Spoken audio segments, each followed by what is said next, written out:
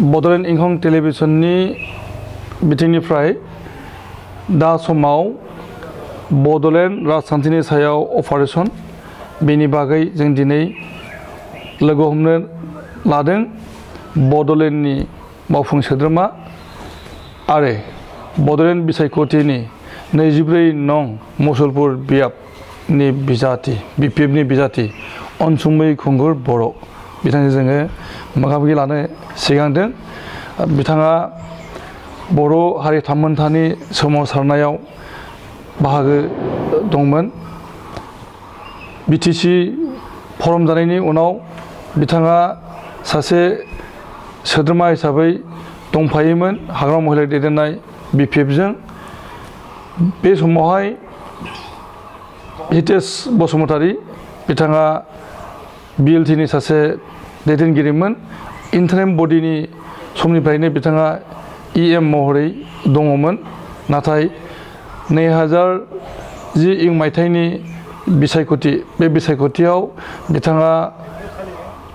MLA बिजाथि गसंनानै सापागुरि बियाबनिफ्राय बिथाङा देरहालांदोंमोन आरो बिनि उननिफ्रायनो अनसुमै खुंगुर बर'आ बिपिएफनि बिजाथि जानानै देरहाबोबाय थादों आरो दा समाव बिथाङा इएम जानानै दङ मावफुं सोद्रोमा हिसाबै। आरो बिथांनि बे इएम जानाय बिटिसि सरकारा थांनाय बुब्लियाव बे बरमा हालामाव गोबांथार खामानि मावनो हादों होननानै मिथिनाय जादों। जों बिथांजोंनो आगु समाव बिथांनि मावमोनदांथि मावफुंसारनाय बिथिं आरो फैगौ समाव बिथांनि माखासे बिथांखिनि सायाव जों सावरायनि आरो फैगौ बिसायख'थियाव बिथांनि साखाफारा नोंथांनो खुलुमनाय होदों। खुलुमबाय, गोजोन्थों। नोंथाङा बे मुसलपुर हालामनि सासे बर' हारि थामोन्थानि मावफारियामोन मावथिमोन आरो उन समाव नोंथाङा राजखान्थियाव बाहागो लाफैदों। बेनि उनाव नोंथाङा एमसिएलए बिसायख'थियाव देरहाबाय आरो इएमबो जादों। फैगौ 27 एप्रिलखालि नोंथांमोननि बिटिसि सरकारा बायनो लागै थांगासिनो दङ। गोदान बिसायख'थि जानायनि बाथ्रामोन। थांनाय 8 एप्रिलखालिनो गोदान बिसायख'थिनि रिजाल्टआबो ओंखारनायनि बाथ्रामोन। नाथाय बे दिनदानानै दङ। कभिड-19नि दहाय होनानै भारतआव लकडाउन हाबाफारि जाफुदों। बे बिथिङावहाय नोंथांमोनहा बिसायख'थियाव दा दाबो नोंथांमोना जुजिनायनि फारियावनो दङ। दा नोंथांनिफ्राय जोङो मिथिना लागोनि नोंथांनि आगु समनि बाथ्रा, उन्दै समनि बाथ्रा आरो फरायसा जिउ लोगोसे बर' हारि थामोन्थानि बेलायाव नोंथांनि मावनाय दांनाय नोंथांनि हाबा हुखा। खुलुमबाय बड'लेण्ड इंखं रादाबनिसिम। नंगौ, आङो राजखान्थियाव गिबि ओंखाराखैमोन। बड'लेण्ड मुभमेन्ट बर' फरायसा आफादनि उपेन्द्रनाथ ब्रह्मनि दैदेननायाव जों गासैबो 1987 मायथाइनिफ्रायनो दंमोन आरो बे समाव जोंहा बर' फरायसा आफादा खावनै जानानै दंमोन उपेन्द्रनाथ ब्रह्म आरो रामसियारि एबसु मुङै। आरो बे समनिफ्रायनो जोङो मोनबोदों आरो बिदिनो जोङो बर' फरायसानि आफादनि बेन्दोआव थानानै जुजि 1993 मायथाइयाव जिथु बिएसि सुक्ति जादोंमोन बे समावबो जों दोङोमोन। आरो बेनि उनाव बिएसि सुक्तिनि उनावबो जिखिनि हाबाफारि मावफिनदोंमोन एबसु आरो उनाव बिएलटि मुङै बेयावबो जोङो दोङोमोन। आरो बेनिनो 2003 मायथाइयाव जिथु बिटिसि सुक्ति जादोंमोन बे समावबो जोङो दोङोमोन। आरो बेनि उनाव जोंनि राजखान्थि जोनोम जानायनि उननिफ्रायनो जोङो बिपिएफजों सासे मावथि हिसाबै सन्देरफानानै दङमोन आरो जोङो बे हिसाबै दासिमबो दोङो। नाथाय मोनसे समाव जोंहा नैबेयाव जोंनि हितेश बसुमतारीया जेब्ला एमएलए गेलेयोमोन बे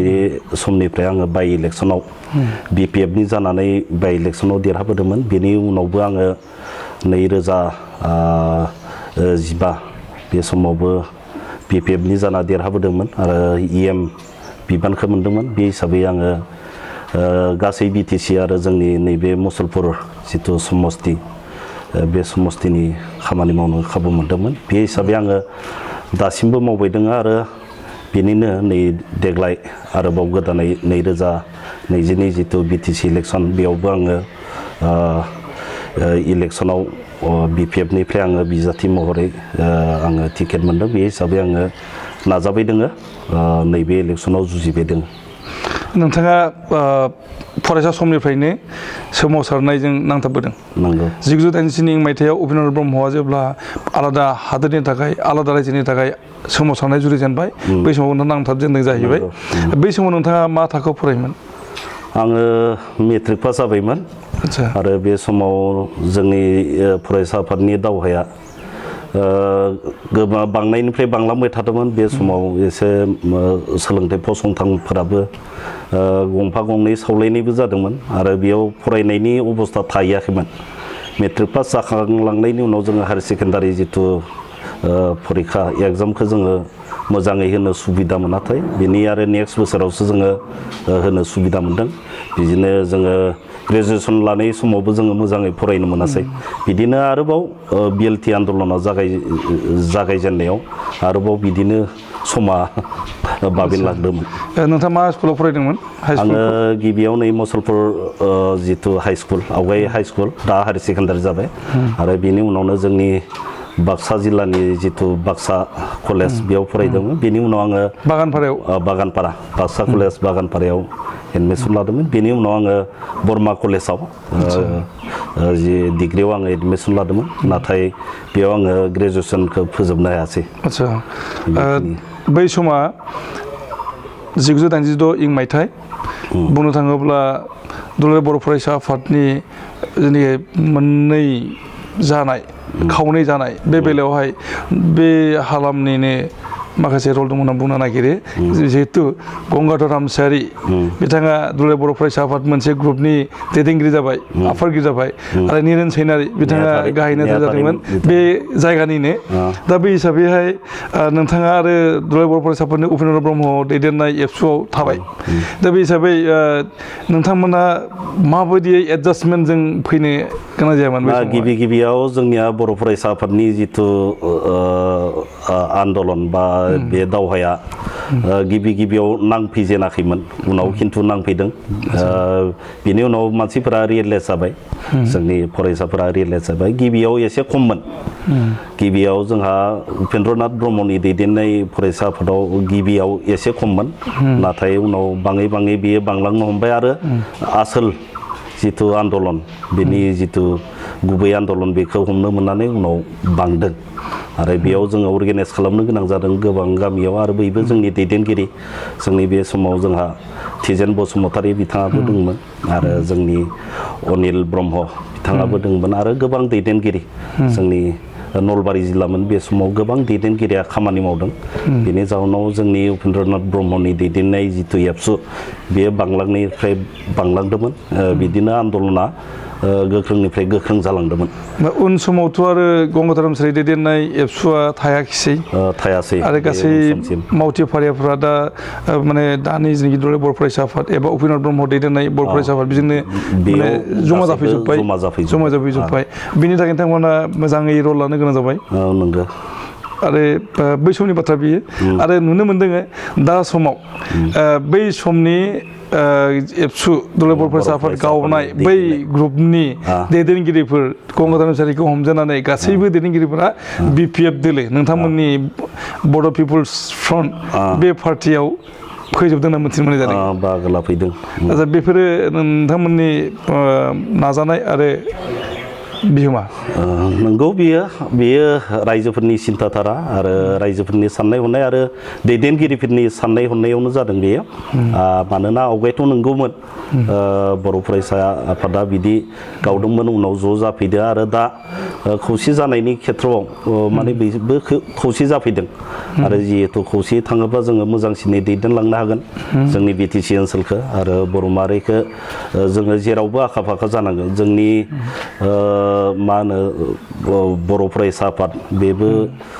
खौसे थानांगोन बा गोख्रों जानांगोन आरो जोंनि राजनिति हान्जा बेबो जोंहा खौसे थानांगोन बा गोख्रों जानांगोन राजनितियावबो जों गोख्रों जानो हानांगोन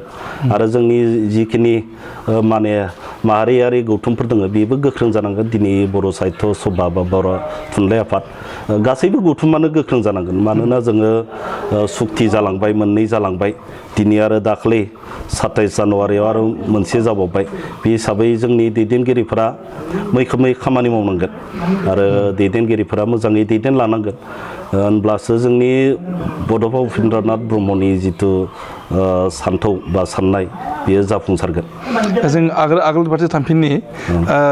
नोंथाङा फरायसा समावहाय दैदेनगिरिमोन नामा? आङो बिदि दैदेनगिरि हिसाबै बिबान लायाखैमोन ओरैनो आङो सासे मावथि फलवार हिसाबै खामानि मावदोंमोन बिदि बिबान गैयामोन जों मानियोमोन आरो गिदिरफोरखौ गोरोंफोरखौ जों मानिनानै सोलियोमोन दैदेनगिरिफोरखौ जोङो माने अनोमोन बिथां प्रेमसिं ब्रह्म आरो जोंहा गोबां दैदेनगिरि दानि जोंहा खाम्फा बरगयारि आरो बिदिनो जोंनि दा चिफ पिटिसिनि चिफ हाग्रामा महिलारि बिथांमोनखौ जों मानियोमोन अनोमोन आरो बिथांमोननि दैदेननाय हिसाबैनो जोङो सोलिलांबाय थादोंमोन आरो जोंनि जिल्लानि नलबारि जिल्लानि जायफोर दैदेनगिरि बिथांमोनखौ मानिनानै जों सोलियोमोन आरो जोंनि गेजेराव खोब माने मोजांथार खौसेथि दंमोन आरो मानिलायनाय दंमोन माने थैथां मानियोमोन आरो जोंनि गेजेराव मानिलायनाय दंमोन मानोना बे समाव बिराद जोंनि बर' हारिनि गेजेराव गोबांथार दावहा थांदोंमोन खैफोद जादोंमोन खैफोद सहायनांगौ गोनां जादोंमोन आरो बे समाव जोङो न' सावजादोंमोन खायसे गामिया खेबथामहालागै सावजादों जों नुदों जों भुक्तभोगि जों दङमोन बे हिसाबै जोङो गेदेरफोरखौ मानियोमोन आरो गिबि समाव नोंथाङा दुलाराय बर' फरायसा आफादनि मावथिमोन आरो BSc जाबाय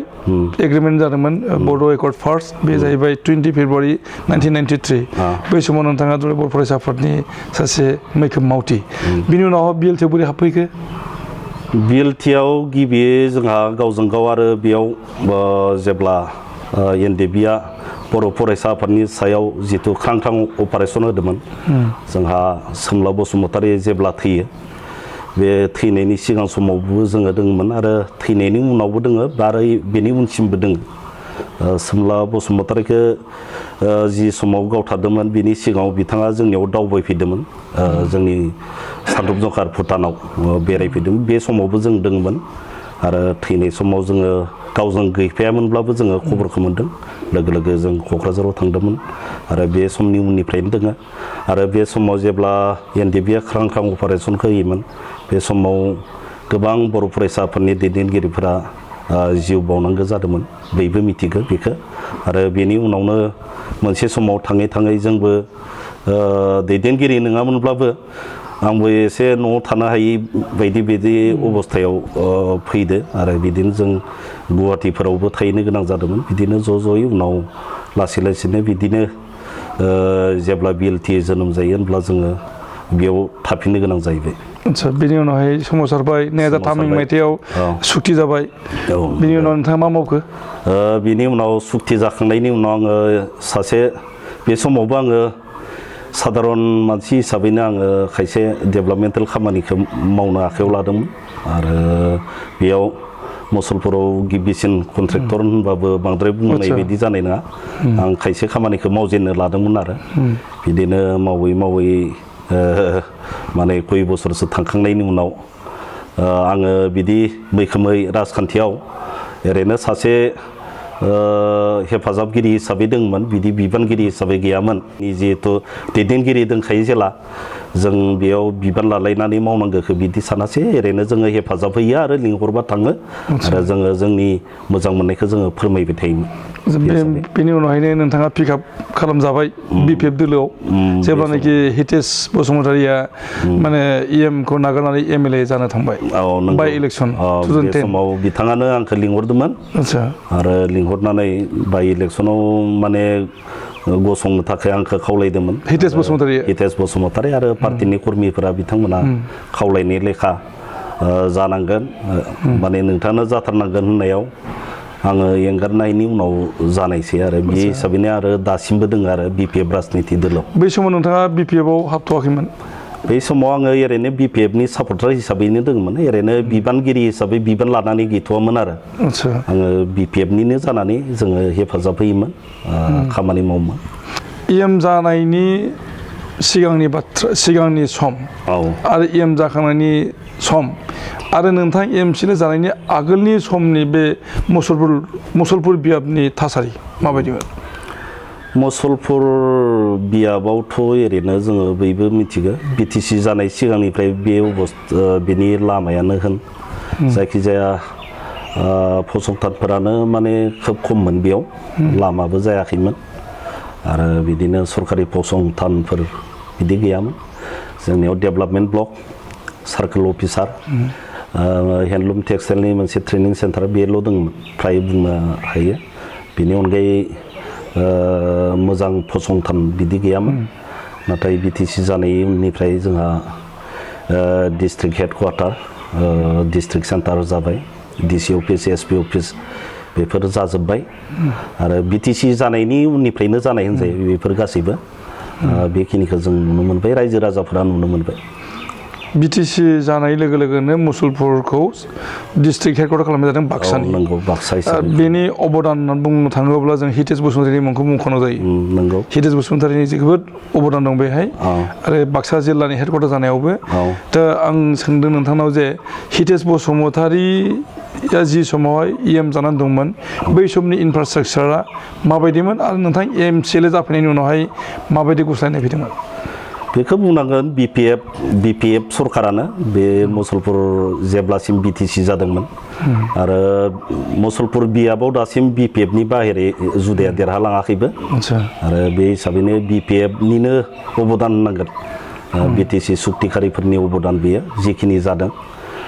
सोलिलांबाय दोङो आवगाय जागायनायनिफ्राय दासिम आरो बिदिनो आवगाय उन नङा आवगायनिफ्राय जागायनानै बोसोरसेयावनो जायाखै खायसे फसंथानफोरा बिदिनो सम लादों आवगायनिफ्राय जागायजेनना दासिम जितु जोंनि गोदान डिस्ट्रिक्ट माने निउ मेजिस्ट्रेट जितु कर्ट बिल्डिं बेफोर जाबाय बा जोंहा गोदान जेल बे जाबाय दोङो दा बिदिनो गोबांथार आरो फसंथानफोर गायसनजाबाय आरो गायसनजाबावगोन गोदानै गोबांथार जागासिनो दङ बेफोर गायसनजालांगोन आरो बिदिनो गोबांथार आरो फसंथानफोर नांबावगोन बे हिसाबै जोङो राजनितियाव थानानैनो खामानिखौ मावफुंलांनांगोन आरो राजनिति भाबैसो जायो जेला बेखौ जोङो गारनो हाया। अपोजिसननिफ्राय बुंबाय थानाय जादों जे बिपिएफ सरकारा जेबो खामानि मावनो हायाखै थांनाय 19 बोसोराव लुथिनायनि अनगायै गुबुन खामानि मावनो हायाखै। जायफोर अपोजिसन बिदि बुंदो बिसोर माबे लामाजों थाबायदों मुसलपुराव जेनेबा हाइरडनिफ्राय NH 31निफ्राय साहाजों फैयोबा जाय जौगायाखै होनो बिथांमोना माबे लामाजों थाबायदों दिनै बाक्सा जिल्लायाव आं मुसलपुरनिल' खोथा होनला जोंहा हाइरड मोनसे जाबाय बरमा निकासि उत्तर कुसि सुबनखाता बर्मानिफ्राय मोनसे लामा निकासिसिम जाबाय गोदानै आरोबाव मोनसे लामा जोंहा आसाम माला बेजों आरोबाव गोदान लामा मोनसे जागोन थांगासिनो दङ सेंसन जाबाय आरो बिदिनो नै जोंहा बावैसो सिगां जोंहा बोसोरथाम जाबाय पलिटेकनिक कलेज जों बेयाव गायसननो हादों बेयो जोंनि राजखान्थिनि सक्ति बा राजखान्थि बोलिनि थाखायसो जादों जोङो बिएड कलेज गायसनबाय पलिटेकनिकआथ' बोसोरथाम जाबाय आं दानि बुंखांबाय आरो बेयाव डाइट गायसनबाय जोङो बिएड कलेज गायसनबाय बर्मायाव बिएड कलेज मोनबावबाय आरोबाव जोङो नैबे डाइटजों लोगोसे बिएड कलेज मोननो थांबावगासिनो आरो गोदानै जोङो Deen Dayal model degree college 10 कोटी 80 लाखनि मोनसे गोदान नै मुसलपुराव जोङो गायसनखांबाय बेनि दाख्लैसो टेन्डार जालांबाय बे गोदानै बानायजानो थांगासिनो दोङो जोंहा कन्ट्रेक्टर क'क्राझारनि मोनदों जोङो दा कर्ट अफ कन्डाक्ट इलेक्सननि कर्ट अफ कन्डाक्ट गैयाबा जोङो बिल्डिंखौ मावसिगौमोन अर्डार ओंखारथ'वाखै बावैनो अर्डार ओंखारोबा जोङो बे सोलोंथाइ फसंथानखौबो जोङो गायसननो खाबु मोनगोन। दा बुंनो नागिरदों जे नोंथाङा मेइन रड माने गाहाय लामानि खोथा बुंनाय जादों गामियाव हाबनाय लामाफोरनि बाथ्राया बहाय ओंखारबाय थादों जे गामियाव हाबनाय लामाफोरा मोजां जायाखै। गामियाव हाबनाय लामा जोङो PMGSY प्रधान मन्त्रि सड़क योजना आसनि होनो गोबांथार जादों दा आरो गोबांथार हाबना दोङो जों दाखालिसो इलेक्सननि सिगां नैबे 2020 सननि जितु PMGSY बे फार्स्ट फेजनि जोङो खामानि गायसनबाय आरो गोबांथार लामा दंबावो जोङो गिबियाव जोङो गुबै लामाखौ बानायदोंमोन बेयो नंगौ जोङो नाथाय दा सिंनि लामाफोरखौ बानायनो हमदों गोबांथार लामा बानायबाय आरो देग्लाय नैबे 2020 आरो गोबांथार लामा PMGSY जेराव एनरेगाजोंबो जोङो खामानि मावनो हायाखैमोन बा खायसे BTC नि फान्डफोरजों खायसेखौ हादों खायसेखौ हायाखैमोन बेफोर लामाया गासैबो जोंहा सार्भे जाना दङ आरो बे लामाखौ जोङो जागायजेनबाय देग्लाय नै इलेक्सननि दाख्लै BTC इलेक्सन जानायनि सिगां जितु कड अफ कन्डाक्ट जायाखैमोन बे समाव जोङो गायसननो हाजोब्बाय अजद लाबोनाय जादों जे नोंथाङा फरायनाय हाइ स्कुल बेखौनो लायनो नोंथाङा मावनो हायाखै जेबो डेभेलपमेन्ट होनो हायाखै बे स्कुलाव नैबे जोंनिया मुसलपुर हायार सेकेन्डारि बे हायार सेकेन्डारियाव जोङो आवगायनिफ्राय जि बिल्डिं बेयो नंगौ फुराना बिल्डिं बेयाव गेजेर BTC निफ्राय जितु फान्ड मोननानै बा जोंहा मोनसे मा होनो बेखौ जोंनि सेन्ट्रेल फान्ड जोङो गेजेराव मोनदों बेयाव बिदि गिदिर फान्ड मोनाखै आरो जोंनि नीति आय'गाव जोङो बेखौ नांबाय दङ मोनसे बेयो 15 कोटिनि आसनि बेयो जाफुङाखै बेखौ जों जायखै फोसावाखै बेयाव जितु पुराना बिल्डिं आरो हेडक्वार्टार जितु आरो जोंनि बाक्सा जिल्लाया मा होनो जों बेकग्राउन्ड डिस्ट्रिक्ट हिसाबै आवगाय गनाय जादोंमोन एबारबो नीति आय'गनि दारै एसपिरेसनेल डिस्ट्रिक्ट हिसाबै दोङो बे हिसाबै जोंनि गोबांथार हाइ स्कुल बा हायार सेकेन्डारि बेफोरो जोङो दिल्लीयाव फाथायहरदों बिनि जितु मा होनो सेनसन बेखौ जों मोननो हायाखै खिन्थु नाजानाया दंबाय दोङो आं गेजेराव मुसलपुर हायार सेकेन्डारिखौ माबायाव NSC आवबो हरदोंमोन बेयाव रिटेनसन मोनदोंमोन खिन्थु जोङो सेनसनखौ मोननो हायाखैमोन बे अबस्थायाव दोङो दा माबायदि अबस्थायाव दङ दा बेफोरो दाथ' बुंजानाय खोथा नङा जितु सरकारा फैफिनोबा जोङो बेफोर खामानिखौ मावफुंनो हागोन आरो जायफोरा बुंदों बिथांमोनाथ' खामानि मावफेरि मानसिसो जायफोर अजद दैखांदों बिथांमोना खामानि मावफेरि मानसि बिथांमोना खामानि मावफेरनाय जिहेतु हुदाबो गैया मावफेराखैबो बिथांमोना मावैखौनो बांसिन नुगोन आं दिनै बुंनो हायो जायफोर खामानि मावफेराखै बिसोरो अजदखौ बांसिन देखायखागोन बिदि आरो खोथाया BTC फर्म जानायनि उननिफ्राय बे हालामनि ससिय' इक'नमिक डेभेलपमेन्टआ माबोरै फैदों बेनो आवगायनिख्रुइ एसेबाबो साबसिनबाय जों गामिफोराव नुयो जोङो लामा सामा जानायनि उनाव आवगायथ' माने मटर गारि गंबेसे दंमोन जोंनियावथ' बिदिनो साखा थोंब्रै गारि होनोबा BTC जानायनि सिगां गैयामोननो बेयाव बरमायाव खोनायोमोन साफा सानै माबावबा एम्बासादर दोङो बिदि खोनायोमोन मटर साइकेलाथ' हिसाबनिमोन नाथाय BTC जानायनि उननिफ्राय जोङो दिनै नुबाय माने जोङो हिसाबखौनो लाख'नो हाला गामि गंसेयाव बेसेबां मटर साइकेल दोङो बा साखा थोंब्रै गारि बेसेबां दोङो लामा सामा हामनायनि थाखाय बेफोरो जादों होनना सानो आरो बेयो एसेबाबो रांखान्थियाव एसेबाबो जोंनिया आवगायनिख्रुइ एसे साबसिनबाय मानोना जों दिनै गामि ओनसोलावबो जोङो आवगाय जितु थुरिनि न' बा साधारन नारानि न' लुना थायोमोन बिथांमोनाबो दिनै पाक्कानि न' लुनो हमदोंसै आरो बेफार बानिज्यआव एसेबाबो फैबाय जोंनि मानसिफ्रा बेफार बानिज्यआव फैबाय जोङो आवगाय जोंनि हारिनि मानसिफ्रा बेफार बानिज्य खालामथारामोन साहा दखान होआमोन खानाय हानो लाजियोमोन बिदिनो गोबां खामानियाव बाहागो लानायखौ जों नुबाय एसेबाबो BTC जानायनि उननिफ्रायनो बेयो एसेबाबो सोलायनाय फैदों थारमाने खानाय सिनग्राबो मानसि ओंखारबाय बर'फ्रा ओंखारबाय बिउटि पार्लार ओंखारबाय बिदिनो गोबां खामानि मावग्रा ओंखारबाय बे हालामाव मोजां खोथा दा नोंथाङा फैगौ बिसायख'थियाव जे बारसोमबावबाय केन्डिडेटआ नोंथाङा होबाय BPFनि जानानै नोंथाङा देरहागोन ना देरहागोन बेखौथ' नोंथांमोना बांसिन मिथिगोन जोंथ' देरहागोन बायदिखौनो मोनो आंथ' पार्टिनि हिसाबै देरहागोनखौनो जुदि आं बुङो नोंथाङा जेनगोन मानो होननानै बुङोब्ला दा BTR सुक्ति जानायनि उनावहाय UPPLनि जोबोद जरदार जाफुदों UPPLनि जरदार होननाय जेरावबो गैया जों नुयो जोंनि बाक्सायाव माबायाव जरदार दङ जों बिदिखौ नुवा ओरैनो UPPL हिसाबै आवगायनिफ्रायनो दंखायो बिसोरथ' UPPL हिसाबै नङा आवगाय BPPF PCDR UPPEL बे हिसाबैनो फैबाय थादों बे मोनसेनो राजनिति दल बेनो आवगायनिफ्राय फैदों गोदानै आरो मा बांसिन सक्तिशालि जानो बिसोरो आवगाय जमा माने बर' फरायसा आफाद UPPL बा PCDR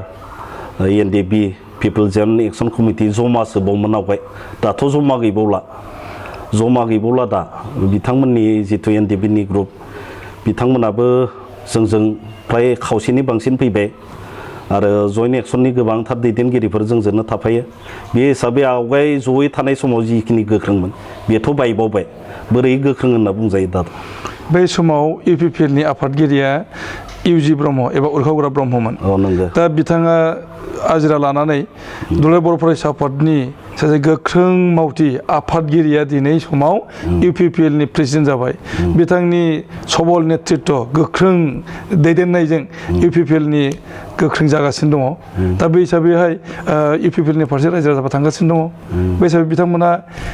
हल्ड खालामनो थांगासिनो दङ आरो बेराफारसे नोंथांनि बियाबाव जाय UPPL नि बिजाथि राकेश बर' बिथाङा गोदानथार हिसाबै माने भट दारायनो ओंखारदों बे हिसाबै आगोलाव जायखौ नोंथाङा फेजेनदोंमोन दा बिसिनिफ्राय साबसिन जानानै दङ राकेश बर'आ होमबा नोंथाङा माबोरै देरहागोन बुङो राकेश ब्रह्मआथ' खामानि मावफेराखै आरो UPPL आ बोरै गोख्रोंसिन जायो आं दानि बुंखांबाय आवगाय ज' थानाय समावनो गोख्रों नङामोन आंनि बियाबाव बिसोरो UPPL आ आवगायाव थार्ड पजिशनावसो दङ थामथि थाखोआवसो दङमोन जिथु जायजों आं माबा जादोंमोन कन्टेस्ट जादोंमोन बेथ' अबर'निसोमोन बिथांमोना दिनैसिम आं नुबोबाय थार्ड पजिशनावनो दंबाय दङ आरो देग्लायबोदि थार्ड पजिशनाव थाया बेखौ जोङो दाथि बुंनो हायो UPPL नि फारसे थांनायखौ जोङो बिदि नुवा नोंथांमोनासो बोरै नुदों जोङो फिल्डआव नुयो बांसिना नाराजसो जादों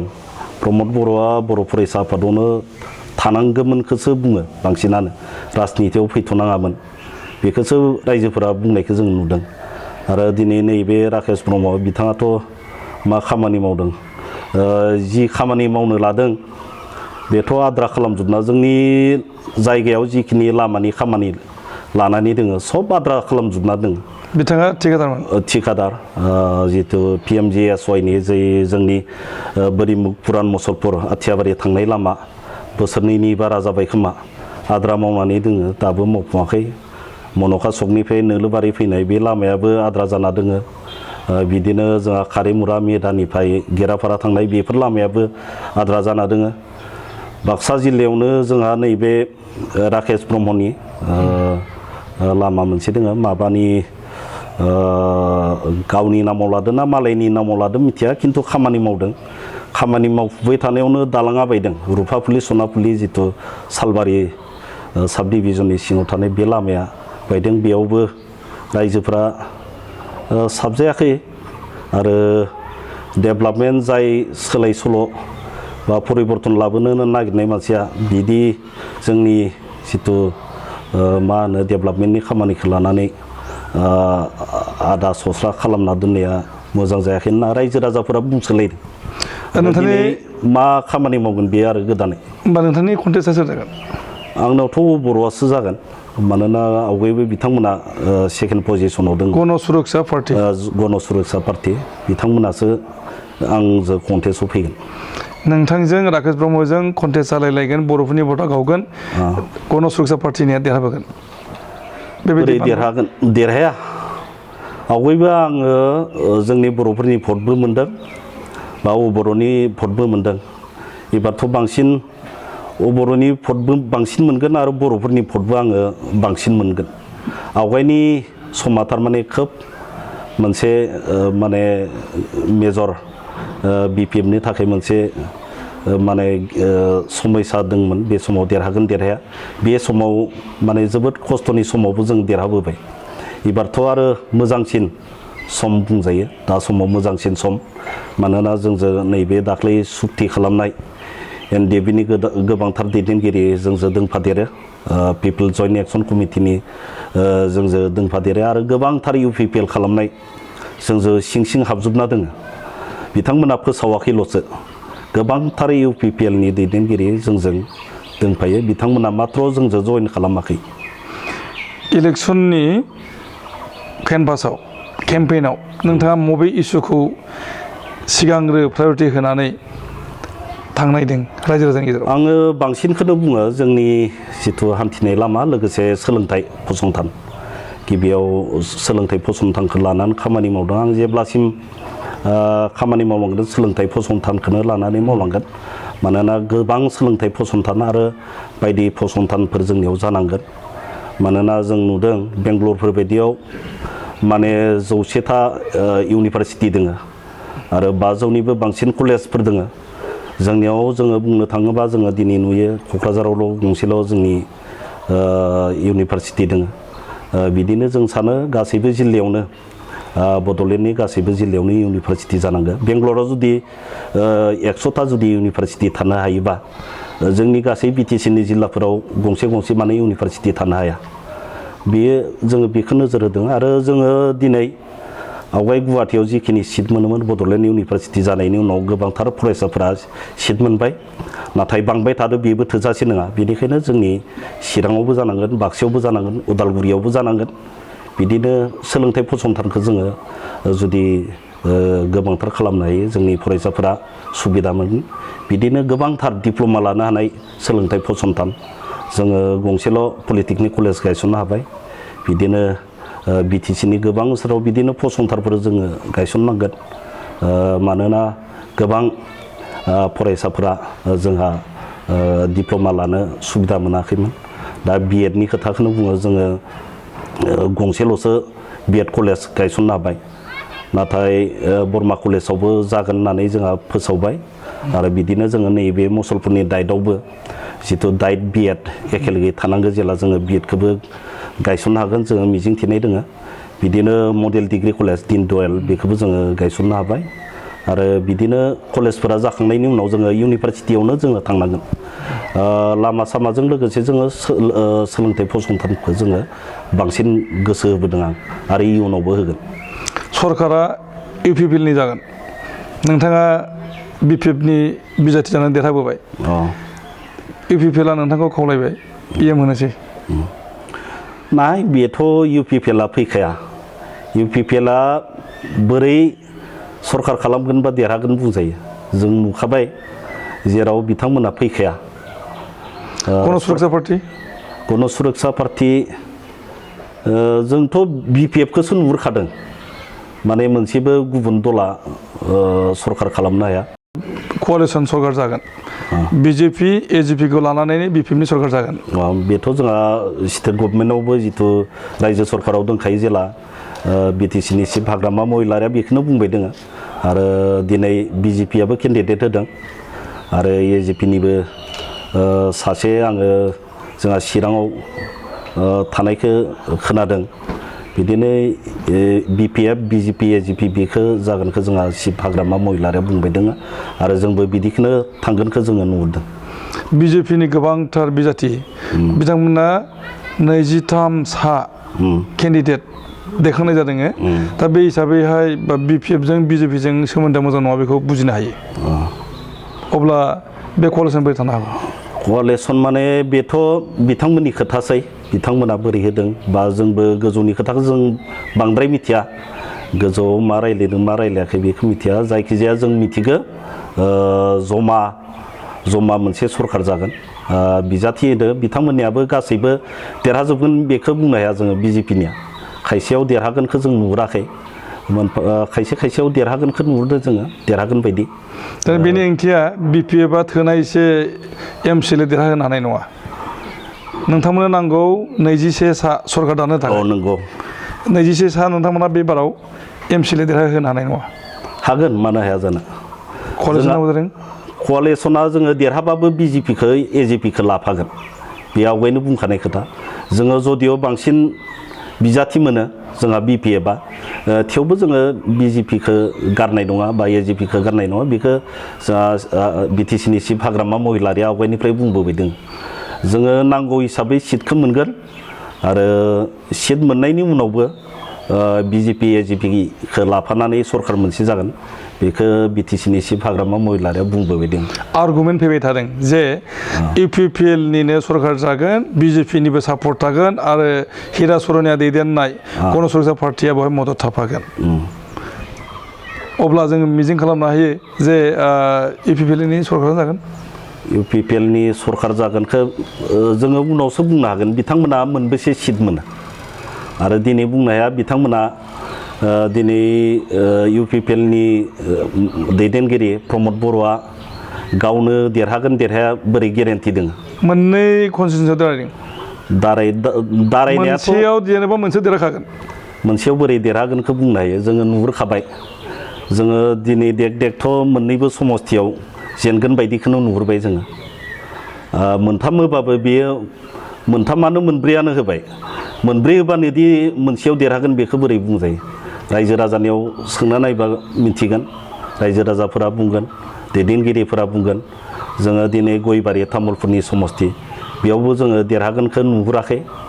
दिनै नैबे ककिलाबारि जोंनि नैबे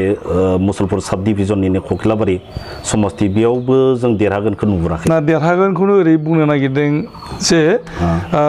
मानोना नोंथाङा दहाय जेनोखि बुंदों BTCआव गोबांथार सोलोंथाइ फसंथानफोर दंबावो इउनिभारसिटिया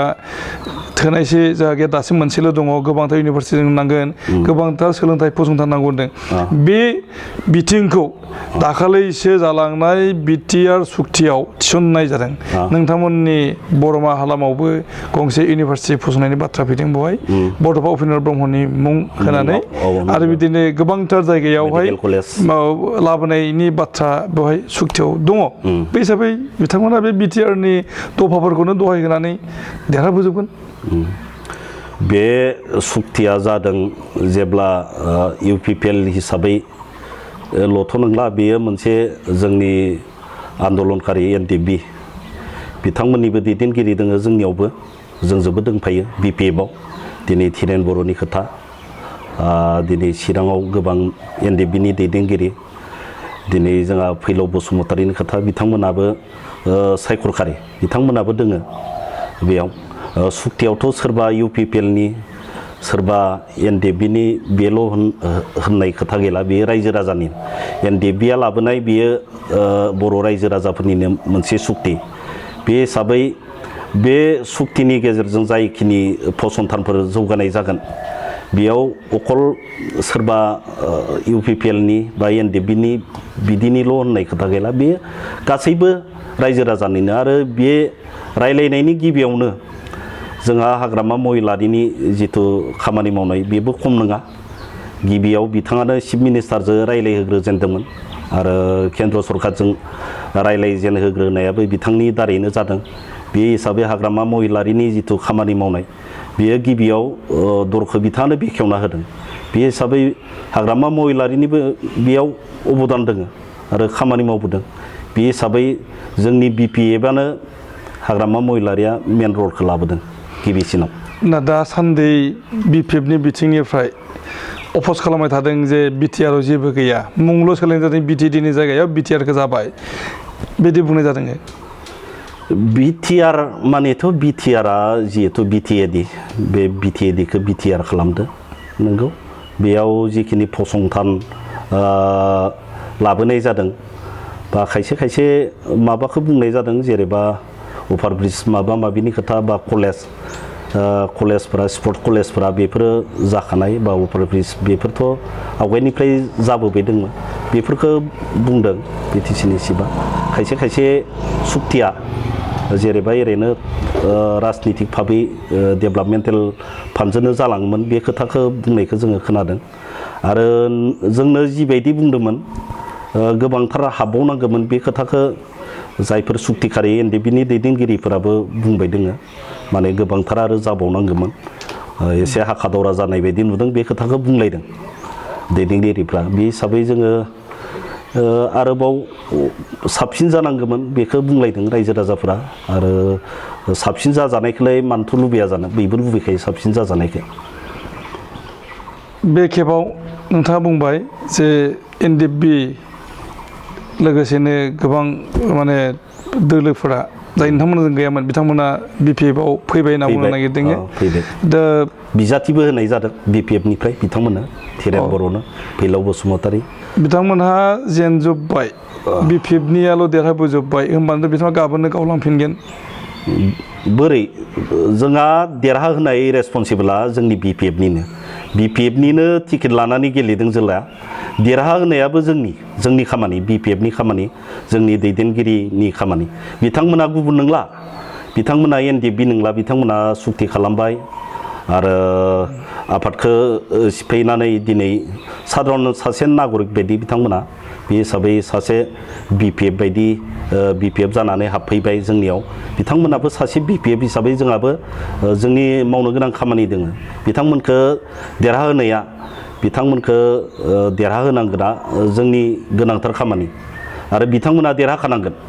जिहेथु सायखरखारि बिथांमोनाबो जोंजों थाफानांगोन खामानि मावनायाव बे हिसाबैनो लाफादों आरो बिथांमोनाबो फैदों बेखौ साननानै बे हिसाबै देरहाहोनाय खामानिया जोंनि BPF-नि आरो बयबो रायजो राजानि आरो BPF कर्मिफोरनि खामानि होननानै सानो फैगौ 24 एप्रिल खालि BTC सरकारा बायसिगोन 24 औ इलेक्सना जायाखिसै दिनदांनानै थाबाय दा BTC-नि हालोदा मा जानो हागौ बेखौ जोंबो रोखायै बुंनो हायाखै 27 एप्रिलनि उनाव गभर्नरनि आखायाव थाङोना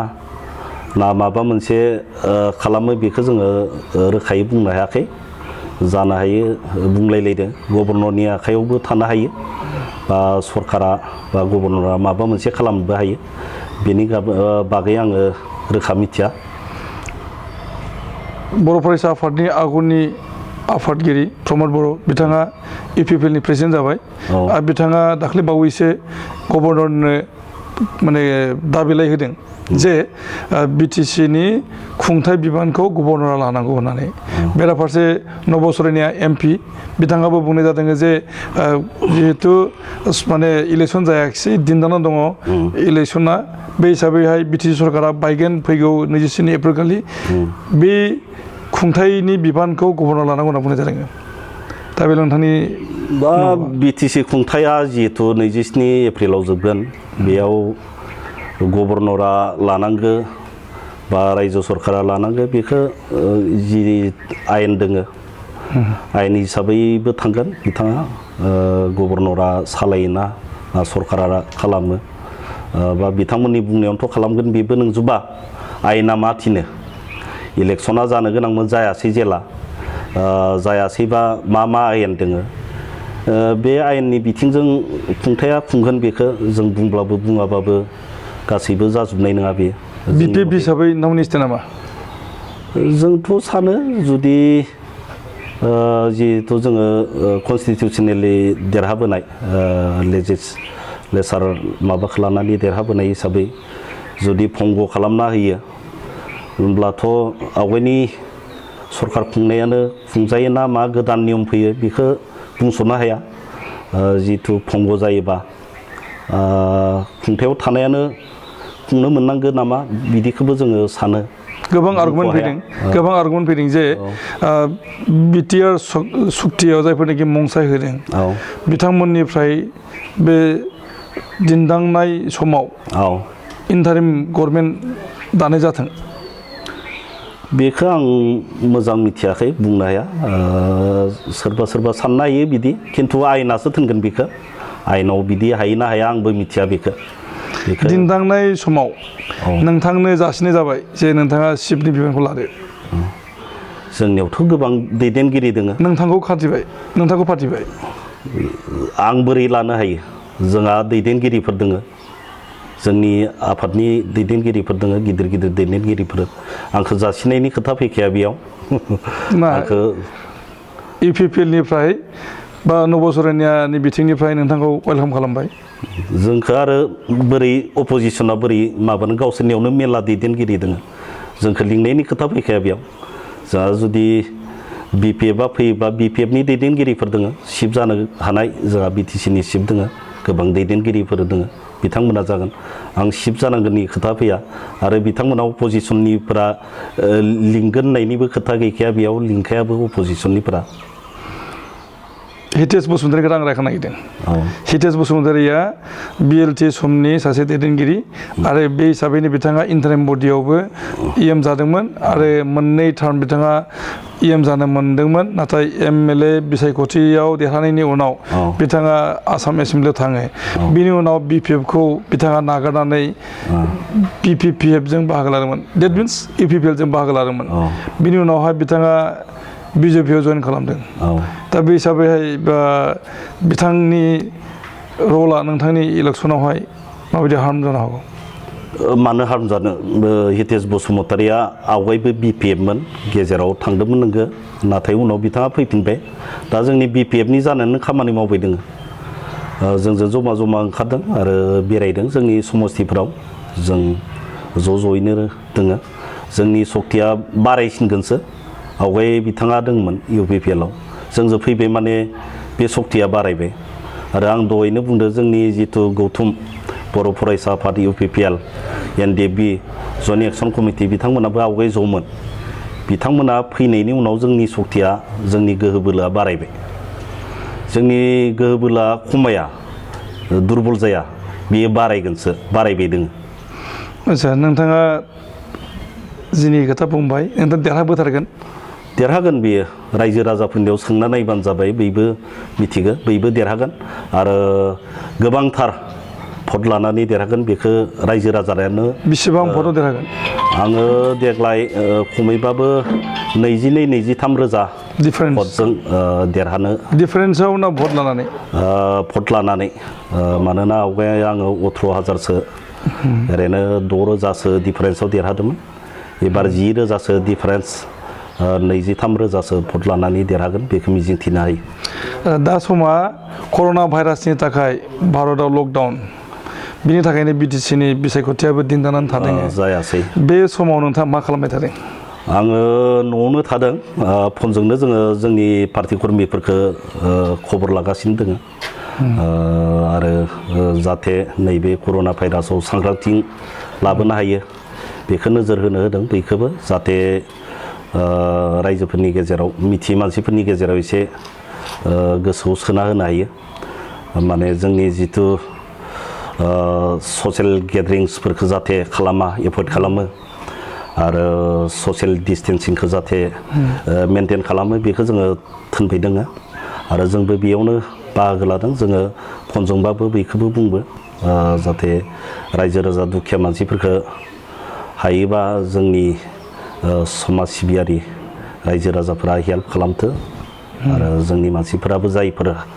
साख्रिआवला बिथांमोनाबो एसे हेल्प खालामथो बे खोथाखौ जोङो बुंबाय दङ नोंथांमोना मानो थोंजोङै सहाय खालामदिया गेजेराव बेनोथ' जोंहा मडेल कर्ड अफ कन्डाक्टनि थाखाय बेयो होनो हायासै बेखौ जुदि जोङो बेखौ मडेल कर्ड अफ कन्डाक्टखौ जुदि उइड्र खालामना होयो जोङो फिल्डआव थांगोन रायजो राजाजों नुजागोन आरो हानायखिनिखौ गरिब मानसिफोरखौ जोङो हेफाजाब होगोन दा समावहाय गोबां गोरिब गुन्द्रानि मानसिफ्रा हाहाकार जानानै दङ खबर लाबाय दङ नोंथांमोनहा माने बबे गोसोयै नायबाय थानो हाखो जोङो जोंनि जिथु ससियेल वार्कार बिथांमोनखौ खावलायदो जोङो होबायबो दोङो जायफोर साख्रिआवला बिथांमोनखौबो मोननै मोनथाम रायजोफोरखौबो जोङो थिनदों रायजोजों थाफानानै जोंनि जायफोर ससियेल वार्कार बिथांमोनखौ हेफाजाब होनो होदों बे हिसाबै होबाय दोङो जोङो BPFआ डाइरेक्ट हैनो हायाखैबाबो जोङो खावलायदों आरो बे खावलायनाय लेखा सामाजिक अनुस्थान जायफोर सामाजिक अनुस्थान बा गौथुमफोर दोङो बिथांमोना होबाय दोङो आरो रायजोजों थाफानानै बिदि खामानि मावनायखौ जों नुबोदों गोबां जायगायाव गोबां गामियाव होबाय दोङो आरो जों जुदि खुलाय ओंखारनो हायो जोङो गोसो साननानै जोङो हेल्प खालामनो हागोन बेखौ आं मिजिंथिनो हायो गोजोननाय होदों नोंथांनो नोंथाङा सासे बे जायगानि समाज सिबियारि सुबुं आरो नोंथाङा जोबोद पपुलार होननानै मिथिगौ आरो बे पपुलारिटियानो नोंथांखौहाय दासिम बे हालोदसिम लाबोदों आरो नोंथाङा बे हालामाव गोबांथार जौगाखांआरि बिथिं लाबोना होदों होननानै रायजो राजाफ्रा मिजिं खालामदों नोंथाङा फैगौ बिसायख'थियाव देरहाबावगोन बेखौबो बयबो मिजिं खालामदों दा जोंबो मिजिं खालामगोन बड'लेण्ड कन्टेन्ट टेलिभिजन बिथिंनिफ्राय नोंथांनो जोङो हामबाय होदों जोंनो बेखिनि सम होनायनि थाखाय आरो नोंथाङा फैगौ समाव बिसायख'थियाव देरहाबोथों देरहानायनि गेजेरजों नोंथाङा बे जायगानि आरो बड'लेण्ड हालामनि रायजो राजानि मोजां मावबाय थानो हाथों जोंबो मिजिं खालामगोन आरो बेखिनियावनो जों दिनै बे सावरायनायखौ फोजोबबाय गोजोन्थों खुलुमबाय गोजोन्थों